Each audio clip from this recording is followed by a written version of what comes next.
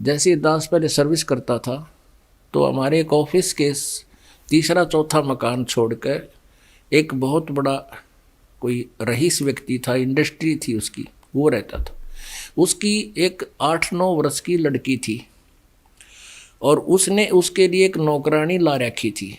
वो लड़की स्कूल जाती थी और स्कूल वहाँ से, उस लड़की का स्कूल ज़्यादा से ज़्यादा 2000 फुट होगा, यानी यहाँ से ये सड़क, इससे थोड़ा और आगे लगा लो 2-4 एकड़, 500-400 फुट और होगा।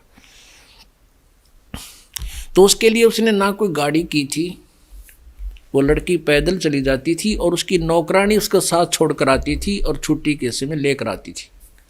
दोपहर के समय गर्मियों में देखा एक छोटा सा छाता, वो उसकी नौकरानी तो धूप में और उस लड़की के ऊपर छोटे से छाते से वो छाया करके ले जाती और लाती थी। और अंदर फिर उसको कितनी सेवा करती होगी, उसके कपड़े धोने, पहनाने, ड्रेस बदलने, उसके रोटी पानी खिलाने, सारा प्रकार के वो कार्य करती थी।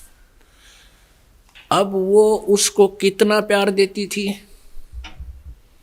और जब उसको नौकरी से निकाल दिया,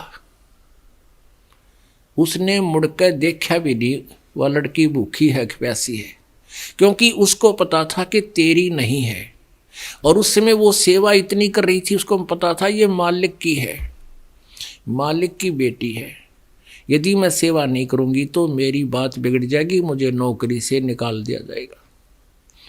ये सोचकर मालिक की बेटी समझ के वह इतनी सेवा कर रही थी, स्वयं धूप में और उसके ऊपर छाए तो छाया। ऐसे ही आप जी ने ये बच्चे पोते पोती बेटा बेटी जो हैं, ये उस परमात्मा के मालिक के बच्चे हैं, और इनकी सेवा में यदि आप कमी छोड़ोगे तो आप दोषी हो जाओगे इस दृष्टिकोण से।